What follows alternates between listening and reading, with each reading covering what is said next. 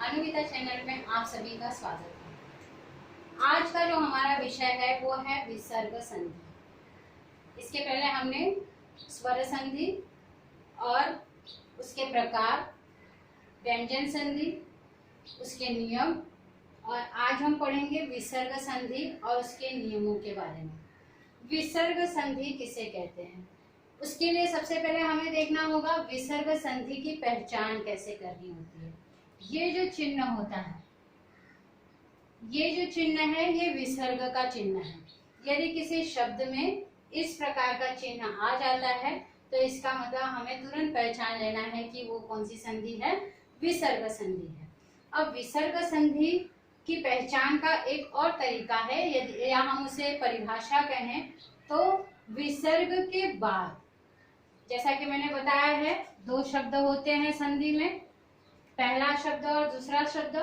पहला शब्द अगर विसर्ग है, विसर्ग वाला शब्द है, और दूसरा शब्द में यदि कोई स्वर या व्यंजन आ जाता है तो उसे हम क्या कहेंगे, विसर्ग संधि कहेंगे। यानी पहले शब्द के साथ में हमेशा विसर्ग संधि में विसर्ग का चिन्ह होगा ही होगा, और धन के बाद स्वर या व्यंजन वाले अक्षर वहां पर आएंगे। अब देखते हैं विसर्ग संधि का पहला नियम क्या है।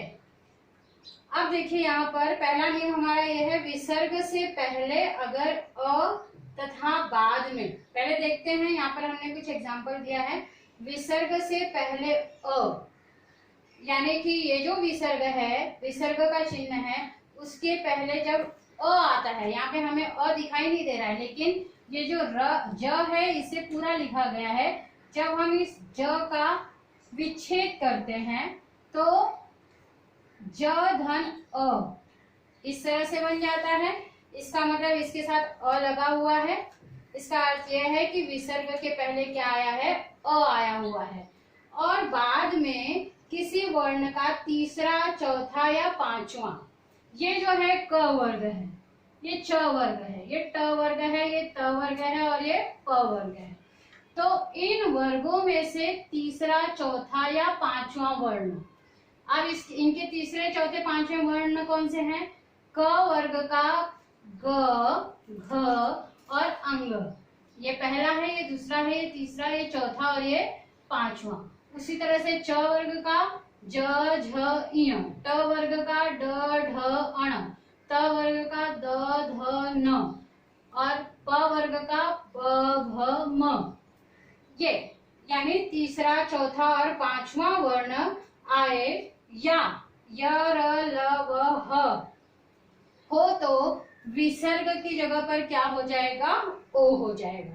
इसमें सिर्फ आपको सिर्फ ये ध्यान रखना है कि ये जो धन का साइन है, धन का जो चिन्ह है, इसके पहले अ आना चाहिए, और धन के चिन्ह के बाद तीसरा, चौथा और पांचवा वर्ण क, ख, ग, घ का, च, छ, ज, झ का, ट, ठ, ड, ढ का, त, थ, द, ध, न का, प, फ, ब, भ का, तीसरा, चौथा, पांचवा वर्ण में से अगर कोई वर्ण आया हुआ है या धन के बाद य, र, ल, व, ह में से कोई अक्षर आया हुआ है तो यहाँ पर विसर्ग की जगह पर बदलाव होकर के वहां क्या हो जाएगा, ओ हो जाएगा। जैसे यहाँ पर रजह धन गुण, अगर हमें इसे लिखना होगा तो हम इसको किस तरह से लिखेंगे, अ जुड़ा हुआ है तो अ की जगह पर अ, और यहाँ पर हम देख रहे हैं ग जो है वो क वर्ग का तीसरा वर्ण है, रजा धन गुण, यानी यहाँ पर क्या हो जाएगा, रजो गुण। विसर्ग का यहाँ पर क्या हो गया, ओ हो गया। ध्यान रखना है, अगर धन के पहले अ आया हुआ है और धन के बाद किसी वर्ण, किसी वर्ग का तीसरा, चौथा या पांचवा वर्ण आया हुआ है तो वहां पर विसर्ग की जगह हम क्या कर देंगे, ओ लिख देंगे। ओ हम बीच में नहीं लिख सकते, इससे हम ज के ऊपर ओ की मात्रा लगाकर उसको जो बना देंगे। उसी तरह से यश धन दा। अब यहाँ पर हम देखते हैं अ जुड़ा हुआ है इसके साथ, और ये जो द है, ये त, थ, द, ध, ये तीसरा वर्ण है, तो अ के बाद अगर तीसरा वर्ण आया हुआ है तो हम यहाँ पर क्या कर देंगे, ओ कर देंगे। लिख करके देखते हैं, यश धन ओ धन दा। अब ओ इस तरह से नहीं लिखा जाता, इसलिए इसकी मात्रा हम कहाँ लेंगे, यहाँ पर, और ये क्या हो जाएगा, यशोदा हो जाएगा। अगर विच्छेद करके नहीं दिया हुआ है, हमें विच्छेद करना है, तो सिर्फ आपको ये ध्यान रखना है कि अगर दो वर्णों के बीच, दो शब्दों के बीच में ओ की मात्रा आई हुई है तो इसका मतलब ये क्या है, विसर्ग संधि है। और विसर्ग संधि में से हमें सिर्फ क्या करना है, ओ की मात्रा को हटा देना है, यानी ओ की मात्रा की जगह पर हमें विसर्ग का चिन्ह लगा देना है। देखते हैं कैसे, अध धन गति,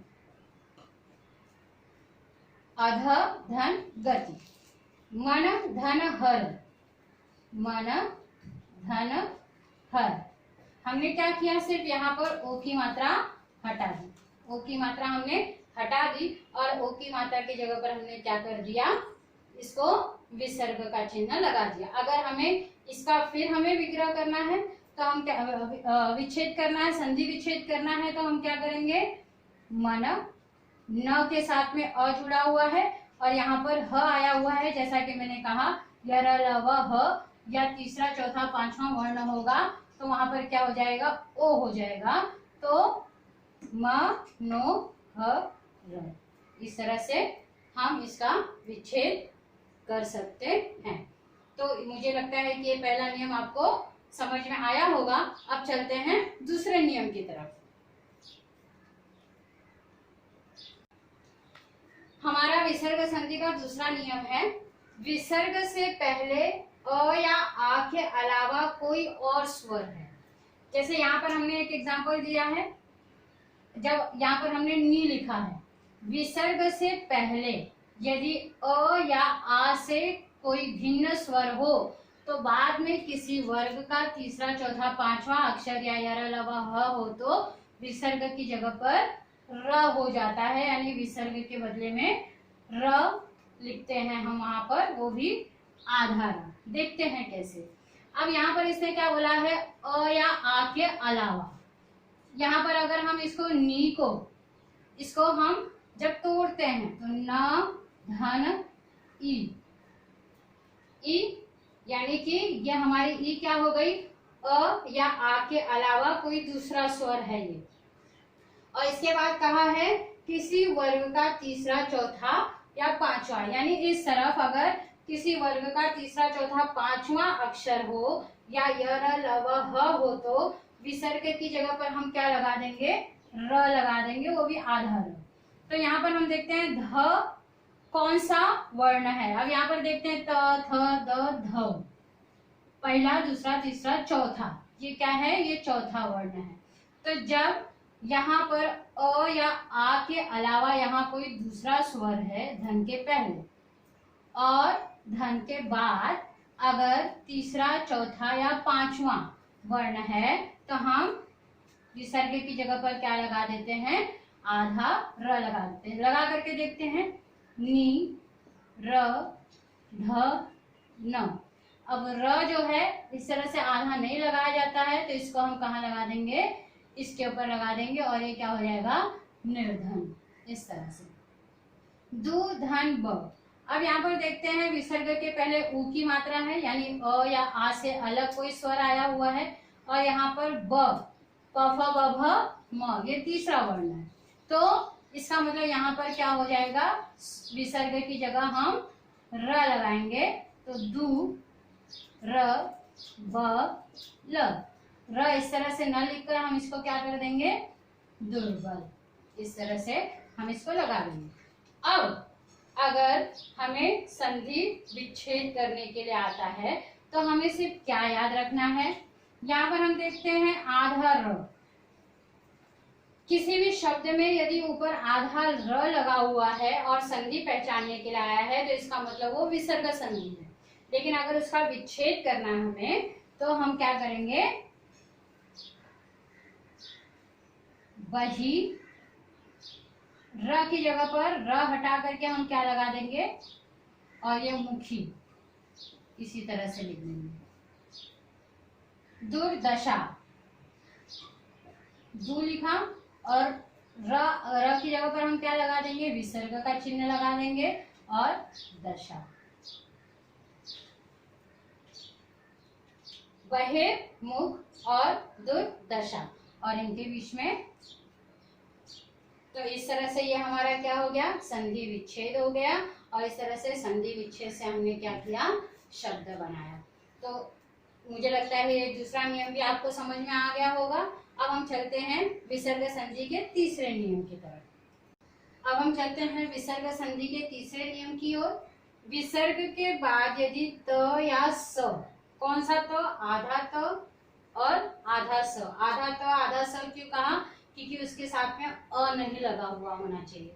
विसर्ग के बाद यदि त या स हो तो विसर्ग की जगह पर क्या हो जाता है, स हो जाता है, आधा स। अब यहाँ पर हम देखते हैं दू के बाद हमने विसर्ग लगाया है और उसके बाद हम देखते हैं त है। त के साथ में अ जुड़ा हुआ है, अगर हम इसको तोड़ते हैं तो त धन अ इस तरह से हो जाता है। इसका मतलब ये आधा त है, यहाँ पर त के साथ में अ जुड़ा हुआ है। अगर हम इसको तोड़ेंगे तो आधा त आता है पहले, तो यानी कि अगर विसर्ग के बाद त या स है तो इसका मतलब यहाँ पर क्या हो जाएगा, हम इसको आधे स में बदल देंगे विसर्ग को। जैसे यहाँ पर हम देखते हैं दू, विसर्ग की जगह पर हमें क्या करना है, आधा स लगाना है, त र, दुस्तर। मन धन ताप, यहाँ पर अगर हम आ की मात्रा को हटा देते हैं तो आधा त बचता है। तो इसका मतलब ये है कि अगर विसर्ग के पहले या पहले का हमें यहाँ पर नहीं देखना है, विसर्ग के बाद अगर त या स है तो सिर्फ हमें ये ध्यान रखना है कि ये जो विसर्ग का चिन्ह है, इस नियम में जो विसर्ग का चिन्ह है उसके बाद अगर त आता है या स आता है तो इसका मतलब यहाँ पर क्या हो जाएगा, ये विसर्ग बदल करके आधा स बन जाएगा। जैसे मनः, विसर्ग की जगह हम क्या कर देंगे, आधा स, मनस्ता। इस तरह से अगर हमें इसका विच्छेद करना है, संधि विच्छेद करना है, तो यहाँ पर जैसे हमने क्या लिखा है, नमः, आधा स को हम क्या कर देंगे, विसर्ग में बदल देंगे और ते, नमः धन ते। जैसा कि मैंने बताया विसर्ग और त, विसर्ग के बाद अगर त आता है तो हम विसर्ग की जगह पर आधा स लिख देते हैं। तो अगर हमें इसे जोड़ना होगा तो नमस्ते, इस तरह से। तो ये जो हमारा तीसरा नियम है, त या स के बाद, त विसर्ग के बाद यदि त या स आता है तो हम उसे आधे स में बदल देते हैं। हमारा चौथा जो नियम है, विसर्ग से पहले कोई स्वर हो और बाद में च या छ हो तो विसर्ग का स हो जाता है। अब देखते हैं विसर्ग के पहले क्या है, कोई स्वर। अब यहाँ पर देखते हैं दू, यानी कि अगर हम इसको तोड़ते हैं तो क्या हो जाएगा, द धन उ, दू। इसका मतलब यहाँ पर उ स्वर आया हुआ है। विसर्ग से पहले कोई स्वर और बाद में च या छ हो, बाद में च या छ हो, जैसे यहाँ पर हम लोग देख लेते हैं च या छ या श, तो क्या हो जाएगा उसका, श में श हो तो उसका हम क्या करेंगे, श में उसको बदल देंगे। यहाँ पर देखिए दू धन शासन, दू, यहाँ पर श, च छ या श हो तो क्या हो जाएगा, आधे श में बदल जाएगा, दुशासन।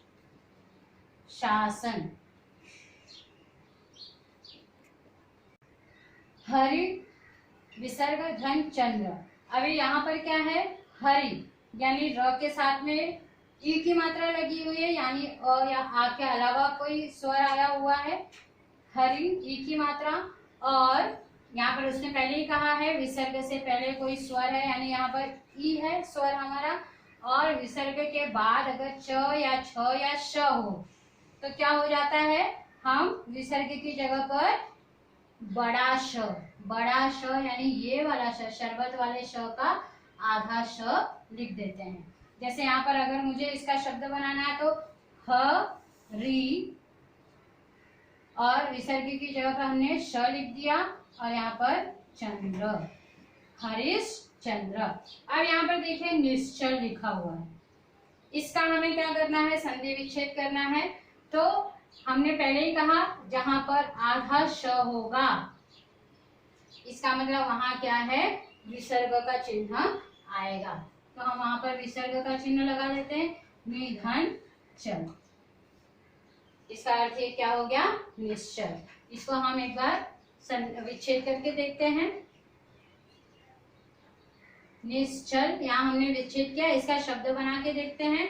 नी ई की मात्रा है, और यहाँ पर च छ या श में से च आया हुआ है, तो इसका मतलब हमने क्या कर दिया, वहां पर श लिख दिया, और इस तरह से निश्चल। तो ये हमारा विसर्ग संधि का चौथा नियम था। अब हम आगे बढ़ते हैं विसर्ग संधि के 5वें नियम के पास।